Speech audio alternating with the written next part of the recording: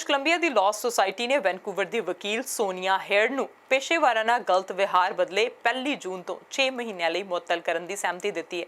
Society ਵੱਲੋਂ ਕੀਤੇ ਐਲਾਨ ਦੇ ਅਨੁਸਾਰ ਸੋਨੀਆ ਹੇਅਰ ਨੇ ਮੰਨਿਆ ਕਿ ਉਸਨੇ ਆਪਣੇ ਗਾਹਕ ਅਤੇ ਰਿਟੇਨਰ ਦੇ ਹਾਲਾਤ ਬਾਰੇ ਉਚਿਤ ਪੁੱਛਗਿੱਛ ਤੋਂ ਬਿਨਾਂ ਹੀ ਆਪਣੇ ਟਰਸਟ ਅਕਾਊਂਟ ਵਿੱਚੋਂ ਫੰਡਾਂ ਦੀ ਵੰਡ ਕੀਤੀ। ग्राहक का पछाण पत्र नहीं लिया, ना ही तस्दीक किया ते ना ही लॉ सोसाइटी नूं $1,50,000 की ट्रस्ट कमी बारे दस्सिया।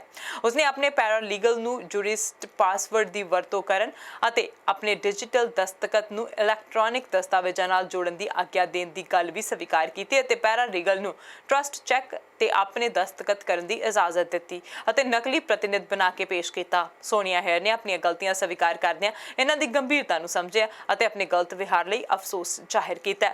लॉ सोसाइटी की अनुशासनी कमेटी चेयर ने लॉ सोसाइटी और हेयर दरमियान होए आपसी समझौते नूं स्वीकार कर लिया जिस विच 6 महीनों की मुअत्तली और एक लिखती वचनबद्धता शामिल है कि वह पैरालीगल नाल फिर कदे काम नहीं करेगी। ब्रिटिश कोलंबिया विच ओवरडोज नशिਆਂ ਕਾਰਨ आए दिन नौजवानों ਦੇ ਵਿੱਚ मौत की खबर मिलती रहती है, पर हुण इत्थे सिर्फ 12 साल की उम्र की कुड़ी एली नशिਆਂ ਦੀ ਭੇਟ ਚੜ ਗਈ। ਐਡਰੀਨਾ ਲੰਡੀਨੋ ਹੁਣ ਦੁਬਾਰਾ ਕਦੇ ਆਪਣੀ 12 ਸਾਲਾਂ ਦੀ ਧੀ ਐਲੀ ਨੂੰ ਨਹੀਂ ਮਿਲ ਸਕੇਗੀ। BC ਸੂਬੇ ਵਿੱਚ ਇਹ ਪਹਿਲੀ ਸਭ ਤੋਂ ਘੱਟ ਉਮਰ ਵਿੱਚ ਓਵਰਡੋਜ਼ ਨਾਲ ਹੋਈ ਮੌਤ ਹੈ। ਮਿਲੀ ਜਾਣਕਾਰੀ ਅਨੁਸਾਰ ਐਲੀ ਦੀ 14 ਅਪ੍ਰੈਲ ਨੂੰ ਫੈਂਟਨਲ ਦੀ ਮਾਤਰਾ ਵਧੇਰੇ ਲੈਣ ਕਾਰਨ ਮੌਤ ਹੋਈ। BC ਕੋਰਨਰ ਸਰਵਿਸਿਜ਼ ਨੇ ਇਸ ਦੀ ਪੁਸ਼ਟੀ ਕੀਤੀ ਹੈ। BC ਦੇ ਸੂਬਾਈ ਸਿਹਤ ਅਧਿਕਾਰੀ ਡਾਕਟਰ ਬੋਨੀ ਹੈਨਰੀ ਨੇ ਵੀ ਇਸ ਤੇ ਦੁੱਖ ਪ੍ਰਗਟ ਕੀਤਾ ਤੇ ਕਿਹਾ ਇਹ ਭਿਆਨਕ ਦੁਖਾਂਤ ਹੈ ਜਦੋਂ ਸਾਡੇ ਨੌਜਵਾਨ ਨਸ਼ਿਆਂ ਨਾਲ ਮਰ ਜਾਂਦੇ ਨੇ।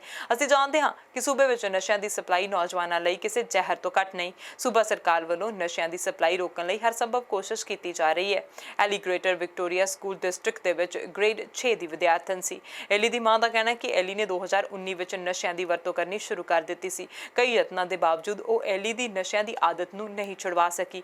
ਐਲੀ ਦੀ ਮਾਂ ਨੇ ਕਿਹਾ ਕਿ ਉਹ ਤਬਦੀਲੀ ਦੇਖਣਾ ਚਾਹੁੰਦੀ ਹੈ ਜਦੋਂ ਗੱਲ ਨਸ਼ਿਆਂ ਦੀ ਆਉਂਦੀ ਹੈ। ਸਰਕਾਰ ਵੱਲੋਂ ਨਸ਼ਿਆਂ ਦੀ ਬੇਲੋੜੀ ਵਰਤੋਂ ਕਰਨ ਵਾਲੇ ਨੌਜਵਾਨਾਂ ਨੂੰ ਇਸ ਦਲਦਲ ਵਿੱਚੋਂ ਬਾਹਰ ਕੱਢਣ ਲਈ ਮਦਦ ਕਰਨੀ ਚਾਹੀਦੀ ਹੈ। ਐਲੀ ਦੇ ਦੋਸਤਾਂ ਤੇ ਪਰਿਵਾਰ ਵੱਲੋਂ ਉਸ ਨੂੰ ਯਾਦ ਕੀਤਾ ਜਾ ਰਿਹਾ ਹੈ। ਤੇ ਦੂਜੇ ਪਾਸੇ ਹੋਲਟਨ ਰੀਜਨ ਦੇ ਯੰਗ ਰੈਜ਼ੀਡੈਂਟਸ ਨੂੰ ਹੁਣ ਸੰਭਾਵੀ ਤੌਰ ਉੱਤੇ 19 ਮਈ ਤੋਂ ਕੋਵਿਡ-19 ਵੈਕਸੀਨ ਦੇ ਸ਼ਾਟ ਹਾਸਲ ਹੋ ਜਾਣਗੇ। ਪਬਲਿਕ ਹੈਲਥ ਯੂਨਿਟ ਨੇ ਆਖਿਆ ਕਿ ਹੋਲਟਨ ਰੀਜਨ ਵਿੱਚ ਹੁਣ ਕਿਸੇ ਵੀ ਪੋਸਟਲ ਕੋਡ ਨਾਲ ਸੰਬੰਧਿਤ 16 ਸਾਲ ਅਤੇ ਇਸ ਤੋਂ ਵੱਧ ਉਮਰ ਦੇ ਯੰਗ ਰੈਜ਼ੀਡੈਂਟਸ ਨੂੰ ਵੈਕਸੀਨ ਲਗਾਉਣ ਦਾ ਕੰਮ ਬੁੱਧਵਾਰ 19 ਮਈ ਤੋਂ ਸ਼ੁਰੂ ਕਰ ਦਿੱਤਾ ਜਾਵੇਗਾ। ਇਹ ਵੀ ਆਖਿਆ ਗਿਆ ਕਿ ਇਹ ਸਭ ਵੈਕਸੀਨ ਦੀ ਸਪਲਾਈ ਉੱਤੇ ਹੀ ਨਿਰਭਰ ਕਰੇਗਾ। ਹੋਲਟਨ ਰੀਜਨ ਵਿੱਚ 10 ਮਈ ਦਿਨ ਸੋਮਵਾਰ ਤੋਂ 16 ਸਾਲ ਅਤੇ ਇਸ ਤੋਂ ਵੱਧ ਉਮਰ ਦੇ ਉਹਨਾਂ ਲੋਕਾਂ ਲਈ ਵੀ ਵੈਕਸੀਨ ਅਪਾਇੰਟਮੈਂਟਸ ਸ਼ੁਰੂ ਕੀਤੀਆਂ ਜਾਣਗੀਆਂ ਜਿਹੜੇ ਘਰ ਤੋਂ ਕੰਮ ਨਹੀਂ ਕਰ ਸਕਦੇ। ਲੋਕਲ ਪਬਲਿਕ ਹੈਲਥ ਦੇ ਅੰਕੜਿਆਂ ਮੁਤਾਬਿਕ ਘਰ ਤੋਂ ਬਾਹਰ ਰਹਿ ਕੇ ਕੰਮ ਕਰਨ ਵਾਲਿਆਂ ਨੂੰ ਕੋਵਿਡ-19 ਹੋਣ ਦੀ ਸੰਭਾਵਨਾ ਜ਼ਿਆਦਾ ਹੈ। ਇਸ ਦੇ ਨਾਲ ਹੀ ਵਧੇਰੇ ਉਮਰ ਦੇ ਲੋਕ ਵੀ ਇਸ ਗੰਭੀਰ ਵਾਇਰਸ ਦਾ ਸਹਿਜੇ ਸ਼ਿਕਾਰ ਹੋ ਸਕਦੇ ਨੇ। ਉਹਨਾਂ ਨੂੰ ਹਸਪਤਾਲ ਭਰਤੀ ਕਰਵਾਉਣਾ ਪੈ ਸਕਦਾ ਤੇ ਇੱਥੋਂ ਤੱਕ ਕਿ ਉਹਨਾਂ ਦੀ ਮੌਤ ਵੀ ਹੋ ਸਕਦੀ ਹੈ। ਰੀਜਨ ਵੱਲੋਂ 40 ਅਤੇ ਇਸ ਤੋਂ ਵੱਧ ਉਮਰ ਦੇ ਨਾਲ-ਨਾਲ 50 ਅਤੇ ਇਸ ਤੋਂ ਵੱਧ ਉਮਰ ਦੇ ਉਹਨਾਂ ਲੋਕਾਂ ਦੀਆਂ ਅਪਾਇੰਟਮੈਂਟਸ ਵੀ ਲਈਆਂ ਜਾ ਰਹੀਆਂ ਨੇ ਜਿਹੜੇ ਘਰੇ ਰਹਿ ਕੇ ਕੰਮ ਨਹੀਂ ਕਰ ਸਕਦੇ। ਆਉਣ ਵਾਲੇ ਹਫ਼ਤਿਆਂ ਵਿੱਚ ਵੈਕਸੀਨ ਦੀ ਉਪਲਬਧਤਾ ਨੂੰ ਦੇਖਦਿਆਂ ਹੋਇਆਂ ਰੀਜਨ ਵਿੱਚ 12 ਮਈ ਤੋਂ 40+ ਅਤੇ 14 ਮਈ ਤੋਂ 30 ਸਾਲ ਅਤੇ ਇਸ ਤੋਂ ਵੱਧ ਉਮਰ ਦੇ ਲੋਕਾਂ ਨੂੰ ਵੈਕਸੀਨੇਟ ਕਰਨ ਦੀ ਯੋਜਨਾ ਵੀ ਬਣੀ ਹੋਈ ਹੈ। ਮੈਨੀਟੋਬਾ ਦੇ ਮੁੱਖ ਜਨ ਸਿਹਤ ਅਧਿਕਾਰੀ ਡਾਕਟਰ ਬ੍ਰੈਂਟ ਰਾਊਜ਼ਨ ਵਿਨੀਪੈਗ ਵਿੱਚ ਪੱਤਰਕਾਰਾਂ ਦੇ ਨਾਲ ਗੱਲਬਾਤ ਕਰਦੇ ਹੋਏ ਜਨਤਕ ਸਿਹਤ ਦੀਆਂ ਵਾਧੂ ਪਾਬੰਦੀਆਂ ਦਾ ਐਲਾਨ ਕਰਦੇ ਨੇ। ਜਿਮ, ਅਜਾਇਬ ਘਰ, ਲਾਇਬ੍ਰੇਰੀ ਅਤੇ ਡੇ ਕੈਂਪ 9 ਮਈ ਨੂੰ ਬੰਦ ਹੋਣਾ ਲਾਜ਼ਮੀ ਹੋਵੇਗਾ ਜਦੋਂ ਕਿ ਰੈਸਟੋਰੈਂਟਸ ਅਤੇ ਬਾਰਜ਼ ਨੂੰ ਵਿਅਕਤੀਗਤ ਖਾਣੇ ਲਈ ਹੀ ਖੁੱਲ੍ਹਣਾ ਚਾਹੀਦਾ ਹੈ। ਵਿਅਕਤੀਗਤ ਸੇਵਾਵਾਂ ਜਿਵੇਂ ਕਿ ਨਾਈ ਦੀਆਂ ਦੁਕਾਨਾਂ ਤੇ ਸੈਲੂਨ ਨੂੰ ਬੰਦ ਕਰਨ ਦੀ ਜ਼ਰੂਰਤ ਹੋਵੇਗੀ। ਪਰਚੂਨ ਸਟੋਰ 10% ਸਮਰੱਥਾ ਲਈ ਖੁੱਲ੍ਹੇ ਰਹਿ ਸਕਦੇ ਨੇ। ਤੁਰੰਤ ਪ੍ਰਭਾਵਸ਼ਾਲੀ ਬਾਹਰੀ ਇਕੱਠ ਜਿਸ ਵਿੱਚ ਬਹੁਤ ਸਾਰੇ ਘਰਾਂ ਦੇ ਮੈਂਬਰ ਸ਼ਾਮਿਲ ਹੋਣਗੇ 5 ਲੋਕਾਂ ਤੱਕ ਸੀਮਿਤ ਹੋਣਗੇ। Effective 12:01 on Sunday, May 9th, the following restrictions will take place. Outdoor gathering sizes will be reduced to 5 people, and this includes household members. Following businesses and activities will be required to close. Gyms and fitness centers, casinos and VLTs, museums, galleries and libraries, indoor community, cultural and religious gatherings, personal services, indoor sports and recreation, dance theatres, music schools, and day camps.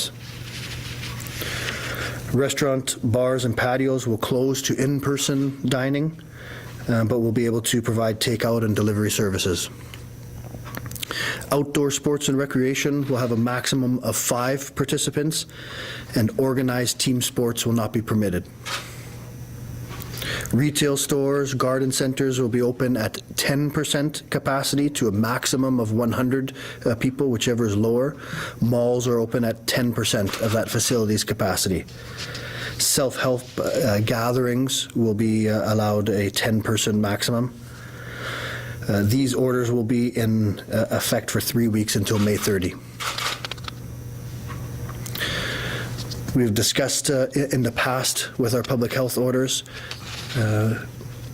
the need to implement these in these times of rising case counts and strain on our healthcare system, but these public health orders can't be written to guide every aspect of our lives.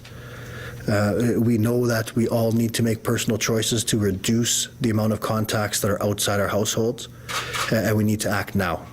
America ਦਾ ਰੁਖ ਕਰੀਏ ਤਾਂ US ਦੇ ਰਾਸ਼ਟਰਪਤੀ ਜੋ Biden ਨੇ ਆਪਣੇ ਚੋਣ ਤੋਂ ਪਹਿਲਾਂ ਦੇ ਵਾਅਦਿਆਂ ਵਿੱਚ ਟੈਕਸ ਅਹੁਦੇ ਵੱਲ ਵੱਧ ਰਹੇ ਮੁਨਾਫਿਆਂ ਨੂੰ ਨਿਰਾਸ਼ ਕਰਨ ਅਤੇ ਅਮਰੀਕਾ ਵਿੱਚ ਕਮੀਆਂ ਨੂੰ ਉਤਸ਼ਾਹਿਤ ਕਰਨ ਲਈ ਨਵੇਂ ਟੈਕਸ ਪ੍ਰਸਤਾਵ ਪੇਸ਼ ਕਰਨ ਦਾ ਐਲਾਨ ਕੀਤਾ। ਰਾਸ਼ਟਰਪਤੀ ਬਾਈਡਨ ਨੇ ਕਿਹਾ ਕਿ ਨਵੇਂ ਟੈਕਸ ਨਿਯਮ ਅਰਥ ਵਿਵਸਥਾ ਨੂੰ ਵਧਾਉਣ ਵਿੱਚ ਸਹਾਇਤਾ ਕਰਨਗੇ।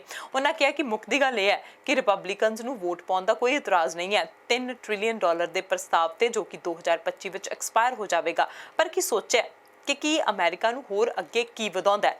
ਇੱਕ ਪਾਸੇ ਅਮਰੀਕਨ ਜੋ ਅਮੀਰ ਹਨ ਜੋ ਕਿ 3.9% ਘੱਟ ਟੈਕਸ ਭਰਦੇ ਹਨ, ਦੂਜੇ ਪਾਸੇ ਬਾਕੀ ਸਾਰੇ ਅਮਰੀਕੀ ਹਨ ਜਿਨ੍ਹਾਂ ਕੋਲ ਡਿਗਰੀਆਂ ਹਨ, ਜੋ ਇਕਨੋਮੀ ਨੂੰ ਗਰੋ ਕਰਦੇ ਹਨ, ਸਾਰਿਆਂ ਨੂੰ ਫਾਇਦਾ ਪਹੁੰਚਾਉਂਦੇ ਨੇ ਤੇ ਕਿਸੇ ਨੂੰ ਨੁਕਸਾਨ ਨਹੀਂ ਪਹੁੰਚਾਉਂਦੇ। ਸੋ ਫੇਅਰ ਟੈਕਸ ਕਿਸੇ ਨੂੰ ਨੁਕਸਾਨ ਨਹੀਂ ਪਹੁੰਚਾਉਂਦਾ, ਪਰ ਇਸ ਨਾਲ ਆਰਥਿਕਤਾ ਜ਼ਰੂਰ ਮਜ਼ਬੂਤ ਹੁੰਦੀ ਹੈ।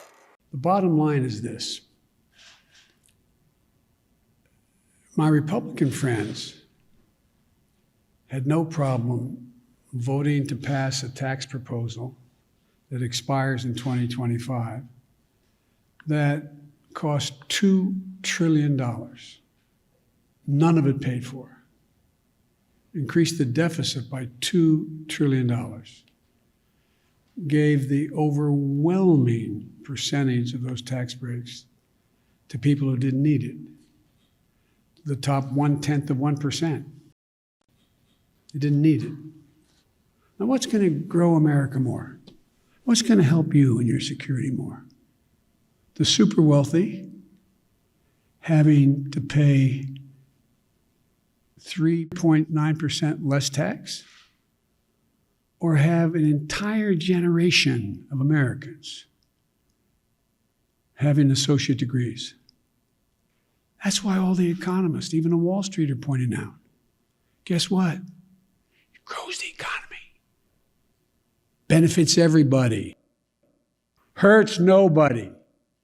It's fair to say this is about making the average multimillionaire pay just a fair share. It's not going to affect their standard of living at all, not a little tiny bit. But I can affect the standard of living of the people I grew up with if they have a job. It's about growth. America ਦੇ ਉਪ ਰਾਸ਼ਟਰਪਤੀ ਕਮਲਾ Harris ਨੇ Mexico ਦੇ ਰਾਸ਼ਟਰਪਤੀ ਐਂਡਰੇਜ manual Lopez ਓਬਰਾਡੋਰ ਨਾਲ virtual ਮੁਲਾਕਾਤ ਕੀਤੀ ਹੈ। Harris ਨੇ ਵਾਸ਼ਿੰਗਟਨ ਵਿੱਚ ਸੰਖੇਪ ਟਿੱਪਣੀ ਕਰਦਿਆਂ ਕਿਹਾ ਕਿ ਮੈਕਸੀਕੋ ਦੇਸ਼ ਦਾ ਸਭ ਤੋਂ ਨਜ਼ਦੀਕੀ ਗੁਆਂਢੀ ਹੈ ਅਤੇ ਦੋਹਾਂ ਦੇਸ਼ਾਂ ਨੂੰ ਇਕੱਠੇ ਮਿਲ ਕੇ ਹਿੰਸਾ ਨਾਲ ਲੜਨਾ ਚਾਹੀਦਾ ਹੈ। ਹੈਰਿਸ ਨੇ ਕਿਹਾ ਉੱਤਰੀ ਤਿਕੋਣ ਨੂੰ ਤੁਰੰਤ ਰਾਹਤ ਪ੍ਰਦਾਨ ਕਰਨਾ ਤੇ ਪ੍ਰਵਾਸ ਦੇ ਮੂਲ ਕਾਰਨਾਂ ਦਾ ਹੱਲ ਕਰਨਾ ਦੇਸ਼ਾਂ ਦਾ ਆਪਸੀ ਹਿੱਤ ਹੈ। ਇਸ ਦੇ ਇਲਾਵਾ ਹੈਰਿਸ ਨੇ ਇਸ ਹਫ਼ਤੇ 7 ਅਤੇ 8 ਜੂਨ ਨੂੰ ਮੈਕਸੀਕੋ ਅਤੇ ਗੁਆਟੇਮਾਲਾ ਦਾ ਦੌਰਾ ਕਰਨ ਸੰਬੰਧੀ ਵੀ ਪੁਸ਼ਟੀ ਕੀਤੀ। ਰਾਸ਼ਟਰਪਤੀ ਜੋ ਬਾਈਡਨ ਨੇ ਮਾਰਚ ਵਿੱਚ ਹੈਰਿਸ ਨੂੰ ਮੈਕਸੀਕੋ ਦੀ ਸਰਹੱਦ ਦੇ ਨਾਲ ਪ੍ਰਵਾਸੀ ਸੰਕਟ ਨੂੰ ਰੋਕਣ ਲਈ ਆਪਣਾ ਮੁੱਖ ਵਿਅਕਤੀ ਨਿਯੁਕਤ ਕੀਤਾ ਸੀ, ਜਿਸ ਵਿੱਚ ਅਲ ਸਲਵਾਡੋਰ, ਹੋਂਡੁਰਸ ਅਤੇ ਗੁਆਟੇਮਾਲਾ ਤੋਂ ਆਏ ਪਰਿਵਾਰਾਂ ਅਤੇ ਨਾਬਾਲਗਾਂ ਵਿੱਚ ਭਾਰੀ ਵਾਧਾ ਹੋਇਆ ਸੀ। ਹੈਰਿਸ ਨੇ ਪਿਛਲੇ ਦਿਨੀ ਕਿਹਾ ਸੀ ਕਿ ਪੱਛਮੀ ਹੈਂਪਸ਼ਾਇਰ ਦੇ ਨੇਤਾਵਾਂ ਦੀ ਇੱਕ ਵੈਬ ਕਾਨਫਰੰਸ ਵਿੱਚ ਅਮਰੀਕਾ ਮੈਕਸੀਕੋ ਸਰਹੱਦ ਦੇ ਨਾਲ ਪ੍ਰਵਾਸੀਆਂ ਦੀ ਚਿੰਤਾਜਨਕ ਭੀੜ ਹੈ, ਪਰ ਕੇਂਦਰੀ ਅਮਰੀਕਾ ਵਿੱਚ ਭ੍ਰਿਸ਼ਟਾਚਾਰ ਨੂੰ ਸਾਫ਼ ਕੀਤੇ ਬਿਨਾਂ ਇਸ ਸਮੱਸਿਆ ਦਾ ਹੱਲ ਨਹੀਂ ਹੋ ਸਕਦਾ। ਹੈਰਿਸ ਅਨੁਸਾਰ ਬਾਈਡਨ ਪ੍ਰਸ਼ਾਸਨ ਨੇ ਹਾਲ ਹੀ ਵਿੱਚ ਪ੍ਰਵਾਸੀਆਂ ਦੇ ਪ੍ਰਵਾਹ ਨੂੰ ਰੋਕਣ ਲਈ ਮੱਧ ਅਮਰੀਕਾ ਵਿੱਚ $310 ਮਿਲੀਅਨ ਦੀ ਵਾਧੂ ਅਮਰੀਕੀ ਸਹਾਇਤਾ ਵਧਾ ਦਿੱਤੀ ਹੈ। ਹੈਰਿਸ ਨੇ ਹਾਲ ਹੀ ਵਿੱਚ ਕੇਂਦਰੀ ਅਮਰੀਕਾ ਦੇ ਗੈਰ ਲਾਭਕਾਰੀ ਸੰਗਠਨਾਂ ਨਾਲ ਤਾਲਮੇਲ ਕਰਕੇ ਜਾਪਾਨ ਦੇ ਪ੍ਰਧਾਨ ਮੰਤਰੀ ਅਤੇ ਫਿਨਲੈਂਡ ਦੇ ਰਾਸ਼ਟਰਪਤੀਆਂ ਨੂੰ ਪ੍ਰਵਾਸੀਆਂ ਦੇ ਪ੍ਰਵਾਹ ਨੂੰ ਰੋਕਣ ਵਿੱਚ ਸਹਾਇਤਾ ਕਰਨ ਦੇ ਲਈ ਆਖਿਆ ਹੈ। I'm sure I don't need to say, but I will, that Mexico is our closest neighbor and we share a border, of course, but we also share the values of dignity and respect. We share the bonds of family and friendship. And we also share, of course, a long, deep, and complex history. We have put in the work, however, that I believe is required to build a productive partnership and to build on the work we have done in the past. And this partnership, I believe, couldn't be more important today. Our nations face serious challenges, COVID being an obvious one, economic repercussions coming from the COVID pandemic, as well as the surge of migrants arriving at our shared border. Together, we must fight violence. We must fight corruption and impunity. It is in our country's mutual interest to provide immediate relief to the Northern Triangle and to address the root causes of migration. You and I have discussed before an understanding and a belief most people don't want to leave home. And when they do, it is often because they are fleeing some harm or they are forced to leave because there's no opportunity. And we must continue to do our work in a way that is both bilateral and multilateral. It is our intention, and it has been a guiding principle of us, that we are going to do this work in a way that internationalizes our approach, that reaches out to our allies, to our friends around the globe, in the mutual interest we all should have to address the root causes in the Northern Triangle.